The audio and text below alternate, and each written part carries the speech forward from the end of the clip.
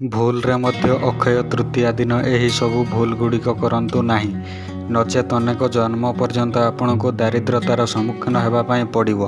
ଏହି ଅକ୍ଷୟ ତୃତୀୟା ଦିନରେ ମା ଲକ୍ଷ୍ମୀ ଏବଂ ଭଗବାନ ବିଷ୍ଣୁଙ୍କର ବିଶେଷ ରୀତିରେ ପୂଜା କରାଯାଇଥାଏ। ଏହି ଦିନ ଯଦି ଆପଣ ମା ଲକ୍ଷ୍ମୀଙ୍କୁ ସନ୍ତୁଷ୍ଟ କରିଦିଅନ୍ତି, ତେବେ ଦାରିଦ୍ର୍ୟତା ସବୁଦିନ ପାଇଁ ଆପଣଙ୍କ ଜୀବନରୁ ଚାଲିଯାଇଥାଏ ଏବଂ ଆପଣଙ୍କୁ କେବେ ବି ଆର୍ଥିକ ସଙ୍କଟର ସମ୍ମୁଖୀନ ହେବା ପାଇଁ ପଡ଼ିନଥାଏ। ଏହାର ବିପରୀତ ଯଦି ଆପଣ ଏହି ଦିନ ଏପରି କିଛି କାର୍ଯ୍ୟ କରିଥାନ୍ତି ଯାହା ମା ଲକ୍ଷ୍ମୀଙ୍କର ପ୍ରିୟ ହୋଇନଥାଏ ଏବଂ ଏହାଦ୍ୱାରା ମା ଲକ୍ଷ୍ମୀ ଯଦି ଅସନ୍ତୁଷ୍ଟ ହୋଇଯାଆନ୍ତି, ତେବେ ଆପଣଙ୍କୁ ଅନେକ ଜନ୍ମ ଧରି ଦାରିଦ୍ର୍ୟତାର ସମ୍ମୁଖୀନ ହେବା ପାଇଁ ପଡ଼ିଥାଏ। ତେବେ ଆଜିର ଏହି ଭିଡ଼ିଓରେ ଆମେମାନେ ଏହି ବିଷୟରେ ଆଲୋଚନା କରିବା ଯେ ଅକ୍ଷୟ ତୃତୀୟା ଦିନ ଆପଣ କେଉଁ ସବୁ ଭୁଲ ନ କରିବା ଉଚିତ। ତେବେ ବନ୍ଧୁମାନେ, ଅକ୍ଷୟ ତୃତୀୟା ଦିନଟି ଆମର ହିନ୍ଦୁମାନଙ୍କ ପାଇଁ ଅତ୍ୟନ୍ତ ବିଶେଷ ଏବଂ ଗୁରୁତ୍ୱପୂର୍ଣ୍ଣ ଦିନ ଅଟେ। ଏପରି ମାନ୍ୟତା ରହିଛି ଯେ ଏହି ଦିନ ପ୍ରତ୍ୟେକ କାର୍ଯ୍ୟର ଫଳ ଅକ୍ଷୟ ହୋଇଥାଏ। ଏହି ଦିନଟି ଦାନ ଧର୍ମ ପୂଜା ପାଠ ପାଇଁ ଏକ ଅତି ବିଶେଷ ଦିନ ଅଟେ। ଏହି ଦିନ ଆପଣ କରିଥିବା ଦାନର ପୁଣ୍ୟ ଆପଣଙ୍କୁ ଅକ୍ଷୟ ରୂପରେ ପ୍ରାପ୍ତି ହୋଇଥାଏ, ଯାହାକି ମୃତ୍ୟୁ ପରେ ମଧ୍ୟ ଆପଣଙ୍କର ସାଥିରେ ରହିଥାଏ। ତେବେ ବନ୍ଧୁମାନେ, ଆପଣମାନେ ନିଜର ସାମର୍ଥ୍ୟ ଅନୁସାରେ ଏହି ଦିନ ଯଥାସମ୍ଭବ ଦାନ ଧର୍ମ ପୂଜାପାଠ କରନ୍ତୁ। ଦାରିଦ୍ର୍ୟ ଏବଂ ଅସହାୟ ଲୋକମାନଙ୍କୁ ସାହାଯ୍ୟ କରିବା ପାଇଁ ଚେଷ୍ଟା କରନ୍ତୁ। ପଶୁପକ୍ଷୀମାନଙ୍କୁ ଖାଦ୍ୟ ଦାନ ଦେବା ପାଇଁ ଚେଷ୍ଟା କରନ୍ତୁ ଏବଂ ଆପଣଙ୍କର ସାମର୍ଥ୍ୟ ଅନୁସାରେ ଏହି ଦିନ ଯେତେ ମାତ୍ରାରେ ସମ୍ଭବ ଆପଣ ଦୁଃଖୀ ରଙ୍କୀମାନଙ୍କୁ ଖାଦ୍ୟ ଦେବା ପାଇଁ ଚେଷ୍ଟା କରନ୍ତୁ, କାରଣ ଏହାର ଫଳ ଆପଣଙ୍କୁ ଅକ୍ଷୟ ରୂପରେ ପ୍ରାପ୍ତି ହୋଇଥାଏ। ଆପଣଙ୍କୁ ଅକ୍ଷୟ ପୁଣ୍ୟ ଫଳ ପ୍ରାପ୍ତି ହୋଇଥାଏ। ଏହାଦ୍ୱାରା ଦେବାଦେବୀମାନେ ମଧ୍ୟ ଆପଣଙ୍କ ଉପରେ ପ୍ରସନ୍ନ ହୋଇଥାନ୍ତି, ଯାହାଫଳରେ ଆପଣଙ୍କ ଜୀବନରେ ଚାଲିଥିବା ଅନେକ ସମସ୍ୟା, ଅନେକ ସଙ୍କଟ ଆପଣଙ୍କ ଜୀବନରୁ ଦୂର ହୋଇଯାଇଥାଏ। ଆପଣଙ୍କର ଦୁର୍ଭାଗ୍ୟ ସୌଭାଗ୍ୟରେ ପରିବର୍ତ୍ତନ ହୋଇଥାଏ। ବନ୍ଧୁମାନେ, ଆମର ହିନ୍ଦୁ ଧର୍ମରେ ଏହି ଦିନଟିକୁ ଅତ୍ୟନ୍ତ ଶୁଭ ବୋଲି ମାନାଯାଇଛି। ଏପରି ମାନ୍ୟତା ରହିଛି ଯେ ଯଦି ଏହି ଦିନ ଆପଣ ସ୍ୱର୍ଣ୍ଣ ଅଳଙ୍କାର କିଣନ୍ତି, ତେବେ ଆପଣଙ୍କ ଘରକୁ ମା ଲକ୍ଷ୍ମୀଙ୍କର ଆଗମନ ହୋଇଥାଏ ଏବଂ ଆପଣଙ୍କ ଉନ୍ନତି ମଧ୍ୟ ହୋଇଥାଏ। ତେବେ ଆପଣ ନିଜ ସାମର୍ଥ୍ୟ ଅନୁସାରେ ଏହି ଦିନ ଯଦି କିଛି ସ୍ୱର୍ଣ୍ଣ ଅଳଙ୍କାର କିଣନ୍ତି ଏବଂ ମା ଲକ୍ଷ୍ମୀଙ୍କ ପାଖରେ ରଖି ଏହାକୁ ଚନ୍ଦନ, କୁଙ୍କୁମ, ହଳଦୀ ଲଗାଇ ପୂଜା କରନ୍ତି ଏବଂ ତାପରେ ତାକୁ ନେଇ ନିଜ ଟ୍ରେଜେରୀରେ ରଖନ୍ତି, ତ ଏହାଦ୍ୱାରା ଆପଣଙ୍କର ଧନରେ ମଧ୍ୟ ବୃଦ୍ଧି ହୋଇଥାଏ ଏବଂ ମା ଲକ୍ଷ୍ମୀଙ୍କର ସଦାସର୍ବଦା ଆପଣଙ୍କ ପରିବାର ଉପରେ କୃପା ମଧ୍ୟ ବୃଦ୍ଧି ହୋଇଥାଏ। ତେବେ ବନ୍ଧୁମାନେ, ଏହି ବର୍ଷ ଏପ୍ରିଲ 30 ତାରିଖ ଦିନ ଏହି ପବିତ୍ର ଅକ୍ଷୟ ତୃତୀୟା ପଡ଼ିବାକୁ ଯାଉଛି। ମାନ୍ୟତା ରହିଛି ଯେ ବୈଶାଖ ମାସର ଶୁକ୍ଳପକ୍ଷ ତୃତୀୟା ତିଥିକୁ ଅକ୍ଷୟ ତୃତୀୟା ଭାବରେ ମାନା ଯାଇଥାଏ, ଯାହାକି ଆମର ଏହି ବର୍ଷ ଏପ୍ରିଲ ମାସ 30 ତାରିଖରେ ପଡ଼ୁଅଛି। ଯାହାକି ଆମର ଏହି ବର୍ଷ ଏପ୍ରିଲ ମାସ 30 ତାରିଖରେ ପଡ଼ିବାକୁ ଯାଉଛି। ଏହି ଦିନ ସୁନା କିଣିବା ଦ୍ୱାରା ଆପଣଙ୍କ ଜୀବନରେ ସୁଖ ସମୃଦ୍ଧିର ବୃଦ୍ଧି ହୋଇଥାଏ ଏବଂ ଜୀବନରେ ଚାଲିଥିବା ସମସ୍ତ ଆର୍ଥିକ ସଙ୍କଟ, ଆର୍ଥିକ ସମସ୍ୟା ଗୁଡ଼ିକ ମଧ୍ୟ ଦୂରେଇ ଯାଇଥାଏ। ଏମିତିକି ଯଦି ଆପଣ ଋଣ କରଜଗ୍ରସ୍ତ ଅଛନ୍ତି, ତେବେ ଋଣ କରଜ ମଧ୍ୟ ଧୀରେ ଧୀରେ ଶୁଝି ହୋଇଯାଇଥାଏ। ତେବେ ବନ୍ଧୁମାନେ, ଏହି ଦିନ ଗୋଟିଏ ବିଶେଷ କଥାର ଧ୍ୟାନ ରଖିବେ ଯେ ଏହି ଦିନ କେବେ ବି କେବଳ ମା ଲକ୍ଷ୍ମୀଙ୍କୁ ଏକା ପୂଜା କରିବେ ନାହିଁ। ମା ଲକ୍ଷ୍ମୀଙ୍କ ସହିତ ଭଗବାନ ବିଷ୍ଣୁଙ୍କୁ ଏକା ସହିତ ପୂଜା କରିବେ, ଯାହାଦ୍ୱାରା ଆପଣଙ୍କୁ ଅନନ୍ତ କୋଟି ପୁଣ୍ୟ ଫଳ ପ୍ରାପ୍ତି ହେବ। କାରଣ ଭଗବାନ ବିଷ୍ଣୁ ଏବଂ ମା ଲକ୍ଷ୍ମୀ ପତିପତ୍ନୀ ଅଟନ୍ତି। ତେଣୁ ଏହି ଦିନ ଯଦି ଏକା ସହିତ ଆପଣ ମା ଲକ୍ଷ୍ମୀ ଏବଂ ଭଗବାନ ବିଷ୍ଣୁଙ୍କର ଉପାସନା କରନ୍ତି, ତେବେ ଆପଣଙ୍କୁ ମା ଲକ୍ଷ୍ମୀ ଏବଂ ଭଗବାନ ବିଷ୍ଣୁଙ୍କର ବିଶେଷ କୃପା ପ୍ରାପ୍ତି ହୋଇଥାଏ। ତେବେ ବନ୍ଧୁମାନେ, କିଛି ଏପରି କାର୍ଯ୍ୟ ମଧ୍ୟ ରହିଛି ଯାହା ଆପଣ ଅକ୍ଷୟ ତୃତୀୟା ଦିନ କରିବା ଦ୍ୱାରା ଆପଣଙ୍କୁ ମା ଲକ୍ଷ୍ମୀଙ୍କର କୋପ ଦୃଷ୍ଟିର ଶିକାର ହେବାକୁ ପଡ଼ିଥାଏ। ତେଣୁ ଆପଣ ଧ୍ୟାନ ରଖିବେ ଯେମିତି ଅକ୍ଷୟ ତୃତୀୟା ଦିନ ଆପଣ ଏହି ସବୁ ଭୁଲ ଗୁଡ଼ିକ ନ କରନ୍ତି। ତେବେ ବନ୍ଧୁମାନେ, ଏ ବିଷୟରେ ସମ୍ପୂର୍ଣ୍ଣ ଜାଣିବା ପାଇଁ ଭିଡ଼ିଓଟିକୁ ସ୍କିପ୍ ନ କରି ଶେଷ ପର୍ଯ୍ୟନ୍ତ ନିଶ୍ଚୟ ଦେଖନ୍ତୁ। ତେବେ ଭିଡ଼ିଓକୁ ଲାଇକ୍ କରି ଚ୍ୟାନେଲଟିକୁ ସବସ୍କ୍ରାଇବ୍ କରିଦିଅନ୍ତୁ ଏବଂ କମେଣ୍ଟ ବକ୍ସରେ ଭକ୍ତି ଏବଂ ଶ୍ରଦ୍ଧାର ସହିତ ଜୟ ମା ଲକ୍ଷ୍ମୀ, ଜୟ ଶ୍ରୀ ବିଷ୍ଣୁ ନିଶ୍ଚୟ ଲେଖନ୍ତୁ।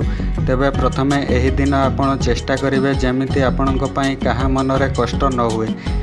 ଏହି ଦିନ କାହାକୁ ବି ଆପଣ ଖରାପ ବ୍ୟବହାର ପ୍ରଦର୍ଶନ କରିବେ ନାହିଁ। ଏହି ଦିନ ଆପଣ ନିଜର ଗୁରୁ ଗୁରୁଜନ ସମସ୍ତଙ୍କୁ ପ୍ରଣାମ କରି ସମସ୍ତଙ୍କ ଠାରୁ ଆଶୀର୍ବାଦ ନେବା ପାଇଁ ଚେଷ୍ଟା କରିବେ। କାହାକୁ କଟୁ ବଚନ କହିବେ ନାହିଁ କିମ୍ବା କାହାର ମାନ ସମ୍ମାନରେ ଆଞ୍ଚ ଆସିଲା ଭଳି କୌଣସି କାର୍ଯ୍ୟ ମଧ୍ୟ କରିବେ ନାହିଁ କିମ୍ବା ମନରେ କୌଣସି ପ୍ରକାରର ନକାରାତ୍ମକ ବିଚାର ମଧ୍ୟ ଆଣିବେ ନାହିଁ। କାରଣ ଏହି ଦିନ ଯଦି ଆପଣ ଏହିଭଳି କିଛି କର୍ମ କରନ୍ତି, ତେବେ ଆପଣ ମା ଲକ୍ଷ୍ମୀଙ୍କର କୋପ ଦୃଷ୍ଟିର ଶିକାର ହୋଇପାରନ୍ତି। ଯାହାଫଳରେ ଅନେକ ଜନ୍ମ ପର୍ଯ୍ୟନ୍ତ ଆପଣଙ୍କୁ ଦାରିଦ୍ରତାର ସାମ୍ନା କରିବାକୁ ପଡ଼ିଥାଏ। ଦ୍ୱିତୀୟରେ, ଆପଣ ଅକ୍ଷୟ ତୃତୀୟା ଦିନ ସମ୍ପୂର୍ଣ୍ଣ ସାତ୍ତ୍ୱିକ ଭୋଜନ ଆହରଣ କରନ୍ତୁ। ଏହି ଦିନ ଯଦି ଆପଣ ମାଂସ, ମଦ, ପିଆଜ, ରସୁଣ ଏହିଭଳି ଭୋଜନ ଆହରଣ କରନ୍ତି, ତେବେ ଆପଣ ମା ଲକ୍ଷ୍ମୀଙ୍କର କୋପ ଦୃଷ୍ଟିର ଶିକାର ହୋଇଥାନ୍ତି ଏବଂ ଏହା ଫଳରେ ଆପଣଙ୍କର ଧନହାନି ହେବାର ମଧ୍ୟ ସମ୍ଭାବନା ରହିଥାଏ। ତୃତୀୟରେ, ଆପଣ ଅକ୍ଷୟ ତୃତୀୟା ଦିନ ଚୋରି, ଦୁର୍ବ୍ୟବହାର, ଜୁଆ, ମିଥ୍ୟା କହିବା ଏଭଳି ଖରାପ କାର୍ଯ୍ୟରୁ ବଞ୍ଚିତ ରୁହନ୍ତୁ। କାରଣ ଏପରି କରିବା ଦ୍ୱାରା ଆପଣଙ୍କ ଅର୍ଜିତ ଧନର ନାଶ ହୋଇଥାଏ ଏବଂ ଆପଣଙ୍କୁ ପାପୀର ଭାଗୀ ମଧ୍ୟ ହେବାକୁ ପଡ଼ିଥାଏ। କାରଣ ଏହି ଦିନ ପୁଣ୍ୟର ଫଳ ଯେପରି ଅକ୍ଷୟ ହୋଇଥାଏ, ପାପର ଫଳ ମଧ୍ୟ ସେହିପରି ଅକ୍ଷୟ ହୋଇଥାଏ। ସେଥିପାଇଁ ଯେକୌଣସି କାର୍ଯ୍ୟ କରୁଛନ୍ତି ତାହା ପୂର୍ବରୁ 100 ଥର ଭାବିଚିନ୍ତି କାର୍ଯ୍ୟ କରନ୍ତୁ। ଚତୁର୍ଥରେ, ଅକ୍ଷୟ ତୃତୀୟା ଦିନ ନିଜର ପୂଜାଘର, ନିଜର ଟ୍ରେଜେରୀ, ଐଶାନ୍ୟ କୋଣ ଏବଂ ନିଜର ଦ୍ୱାରଗୁଡ଼ିକୁ ଭଲ ଭାବେ ପରିଷ୍କାର କରିବା ପାଇଁ ଚେଷ୍ଟା କରନ୍ତୁ। ଏହି ଦିନ ଯେମିତି ଏହିସବୁ ସ୍ଥାନ କେବେ ବି ଅପରିଷ୍କାର ନ ରହେ, ସେଥିପ୍ରତି ଧ୍ୟାନ ଦିଅନ୍ତୁ। କାରଣ ଏପରି କରିବା ଦ୍ୱାରା ମା ଲକ୍ଷ୍ମୀ ଆପଣଙ୍କ ଉପରେ ଅସନ୍ତୁଷ୍ଟ ହୋଇଥାନ୍ତି ଏବଂ ଆପଣଙ୍କର ଧନହାନି ହେବାର ମଧ୍ୟ ସମ୍ଭାବନା ରହିଥାଏ। ପଞ୍ଚମରେ, ଆମର ହିନ୍ଦୁ ଧର୍ମ ଅନୁସାରେ ଏହି ଦିନ ଆପଣ ସୁନା କିଣିବା ଶୁଭ ହୋଇଥାଏ। ମାତ୍ର ଏହି ଦିନ ଆପଣ ବାସନକୁସନ କିଣନ୍ତୁ ନାହିଁ। ମାନ୍ୟତା ରହିଛି କି ପ୍ଲାଷ୍ଟିକ୍, ଷ୍ଟିଲ୍ ଏହିସବୁ ବାସନ ଉପରେ ରାହୁଙ୍କର ପ୍ରଭାବ ରହିଥାଏ। ତେଣୁ ଆପଣ ଯଦି ଏପରି ପ୍ଲାଷ୍ଟିକ୍, ଷ୍ଟିଲ୍ ଏସବୁ ବାସନ କିଣନ୍ତି, ତେବେ ଆପଣଙ୍କ ଗୃହକୁ ଦାରିଦ୍ରତାର ଆଗମନ ହୋଇଥାଏ। ତେଣୁ ଏହିସବୁ ବାସନ କିଣିବାରୁ ଆପଣ ଅକ୍ଷୟ ତୃତୀୟା ଦିନରେ ବଞ୍ଚିତ ରହିବା ଉଚିତ। ଷଷ୍ଠରେ, ଆପଣ ଏହି ଅକ୍ଷୟ ତୃତୀୟା ଦିନ କାହାଠାରୁ ଧନ ଉଧାର ନିଅନ୍ତୁନି କିମ୍ବା କାହାକୁ ଧନ ଉଧାରରେ ଦିଅନ୍ତୁ ନାହିଁ। ଏହି ଦିନ ଧନ ଉଧାରରେ ଦେବା ଦ୍ୱାରା କିମ୍ବା ଉଧାରରେ ନେବା ଦ୍ୱାରା ମା ଲକ୍ଷ୍ମୀ ଆପଣଙ୍କ ଉପରେ ଅସନ୍ତୁଷ୍ଟ ହୋଇଥାନ୍ତି ଏବଂ ଆପଣଙ୍କୁ ଅନେକ ଗୁଡ଼ିଏ ଆର୍ଥିକ ସମସ୍ୟାର ସମ୍ମୁଖୀନ ହେବାକୁ ପଡ଼ିଥାଏ। ଆଉ ଗୋଟିଏ କଥା ବହୁତ କମ୍ ଲୋକ ଜାଣିଥିବେ ଯେ ବନ୍ଧୁମାନେ, ଅକ୍ଷୟ ତୃତୀୟା ଦିନ ଆପଣ କେବେ ବି କୌଣସି ନୂତନ ଗଛ ଲଗାନ୍ତୁ ନାହିଁ।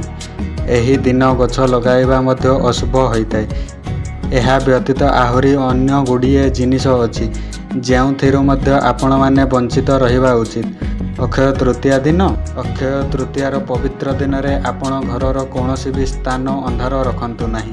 ଏହି ଦିନ ଘରର ପ୍ରତ୍ୟେକ ସ୍ଥାନ ଆପଣ ଆଲୋକିତ କରିବା ପାଇଁ ଚେଷ୍ଟା କରନ୍ତୁ। ଯଦି ଘରେ ଦୀପ ପ୍ରଜ୍ୱଳନ କରନ୍ତି, ତେବେ ଏହା ମଧ୍ୟ ଅତ୍ୟନ୍ତ ଶୁଭମୟ ହୋଇଥାଏ।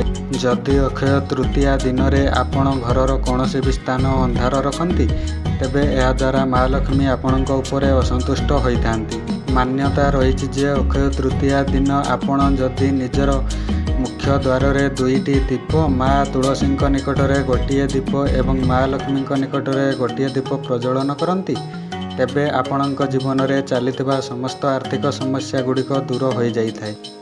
ଅକ୍ଷୟ ତୃତୀୟା ଦିନରେ ଯଦି ଆପଣଙ୍କୁ କୌଣସି ଭିକ୍ଷୁକ ଆସି ଭିକ୍ଷା ମାଗନ୍ତି କିମ୍ବା କୌଣସି ଦୁଃଖୀ ରଙ୍କି ବ୍ୟକ୍ତି କୌଣସି ଜିନିଷ ମାଗନ୍ତି, ତେବେ ତାଙ୍କୁ କେବେ ବି ମନା କରିବେ ନାହିଁ। କିମ୍ବା କୌଣସି ଅସହାୟ ବ୍ୟକ୍ତି ଯଦି ଆପଣଙ୍କୁ କୌଣସି ପ୍ରକାରର ସାହାଯ୍ୟ ମାଗନ୍ତି, ତେବେ ତାଙ୍କୁ ମଧ୍ୟ ମନା କରିବେ ନାହିଁ।